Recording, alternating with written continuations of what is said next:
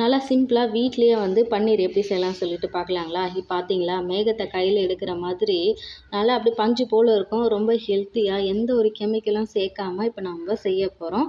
Hello friends, welcome to Subhashree Jamuna channel. இன்றைக்கி நம்மளோட சேனலில் என்ன பார்க்க போகிறோன்னா, வீட்லேயே பன்னீர் எப்படி செய்யலாம் சொல்லிட்டு தான்.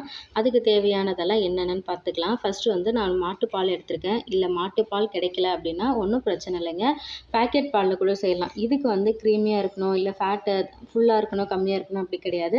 நீங்கள் எந்த பால்னால் எடுத்துக்கணுங்க, ஒன்றும் பிரச்சனை இல்லை. தண்ணி சேர்க்காமல் எடுத்துக்கோங்க பால். ஒரு 1/2 லிட்டர் பால் எடுத்திங்கன்னா கொஞ்சம் நல்லாயிருக்கும். அதில் வந்து தண்ணி சேர்க்காமல் காய வச்சுட்டு நல்லா வந்து காயணும், ஏடு வர மாதிரி எல்லாம் ஒன்றும் பிரச்சனை இல்லை. நான் வந்து ஒரு காஃபி ஒன்று போடுறதுக்காக அப்படியே காய வச்சு ஒரு காஃபி போட்டு குடிச்சிட்டு மற்ற பாலை வந்து அந்த ஏடை கூட மிக்ஸ் பண்ணிட்டேங்க. ஒரு 1/2 எலுமிச்சை மழை அளவுக்கு நான் மொத்தம் புழிஞ்சிட்டேன். ஃபஸ்ட்டு வந்து கொஞ்சம் தான் புழிஞ்சு பார்த்தேன், வரல. அதனால் ஒரு 1/2 எலுமிச்சை மழை சைஸுக்கு நாங்கள் எலுமிச்சை மழை நல்லா புழிஞ்சிட்டு நல்லா மிக்ஸ் பண்ணிவிடுங்க. கொஞ்சம் நேரம் மிக்ஸ் பண்ணிவிட்டு அதை கொதிக்க விட்டிங்கன்னா அதை எந்த ஒரு டிஸ்டர்பும் பண்ணாமல் கொதிக்க விட்டுருங்க. நம்ம மிக்ஸ் பண்ணிகிட்டே இருந்தோம்னா அது திரியாக ஆகிற மாதிரி இருக்கும். நமக்கு வந்து அப்படியே அந்த பால் திரிஞ்சு போகும்போது அந்த கட்டியாக இருக்கவங்க அதுதான் ஏடு. பாருங்கள், நல்லா கொதிக்க ஆரம்பிச்சது. இந்த மாதிரி கொதிக்கும் போது நமக்கு பன்னீர் வந்து தனியாக வந்துடும். இப்போ எடுத்து பார்த்தா உங்களுக்கே தெரியும் பாருங்கள், அவ்வளோ ஒரு சூப்பராக நல்லா வந்து பன்னீர் கிடச்சிச்சு. உங்களுக்கு வந்து லெமன் இல்லை வினிகர் இருக்கனாலும் சேர்த்துக்கலாம். ஆனால் வினிகர் விட லெமன் சேர்க்குறது ரொம்ப நல்லது. ஏன்னா கெமிக்கல் இல்லாமல் ரொம்ப வந்து ஹெல்த்தியானதாக நம்ம பண்ணுறோம் இல்லையா? அவ்வளோதாங்க. நல்லா கொதித்து அந்த பன்னீரெல்லாம் மேலே வந்து மிதக்க ஆரம்பிடுச்சு. பாருங்கள், சூப்பராக அப்படியே மிதக்குது பார்த்தீங்களா? இதை நம்ம வந்து பன்னீராகவும் செய்யலாம். அப்படி இல்லை ரசகுல்லா வேணும்னாலும் இதில் வந்து நம்ம செஞ்சு சாப்பிடலாம்.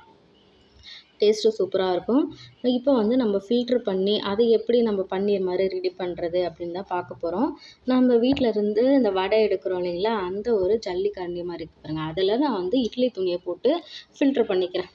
ஏன்னா வந்து அப்படியே துணியில் பண்ணாலும் தண்ணியெல்லாம் ஃபுல்லாக போகாது இல்லையா? அதுக்காக நான் இந்த மாதிரி எடுத்திருக்கேன். அவ்வளோதான். இவ்வளோ பன்னீர் நமக்கு கிடச்சிருக்கு. நம்ம வந்து பன்னீராக கடையில் நம்ம வாங்கினாலும் ஒரு பாக்கெட் சின்னதுனாலே 120 ரூபா ஆகும். ஆனால் பாருங்கள், நான் வந்து 700 பால் தான் வாங்கினேன். ஒரு லிட்டரு 40 ரூபா தான்.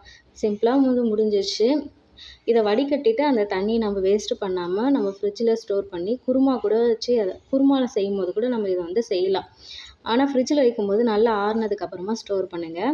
அதுக்கப்புறமா இதை வந்து நம்ம ஒரு டைம் நல்லா சில் தண்ணியில் வாஷ் பண்ணிக்கோங்க. ஏன்னா நம்ம லெமன் ஜூஸ் புழிஞ்சதுனால அந்த புளிப்பு சுவை இருக்கும். ஸோ அதை வந்து நம்ம வந்து தவிர்க்கணும்னா நம்ம தண்ணி ஊற்றி நல்லா அலசிட்டு இந்த துணியை போட்டு நல்லா வந்து கட்டி அந்த தண்ணியை புழிஞ்சு கட்டி ஒரு 2 மணி நேரத்துக்கு அப்படியே வச்சுட்டிங்கன்னா அதில் இருக்கிற தண்ணி எல்லாம் அப்படியே வடிஞ்சு போயிடுங்க.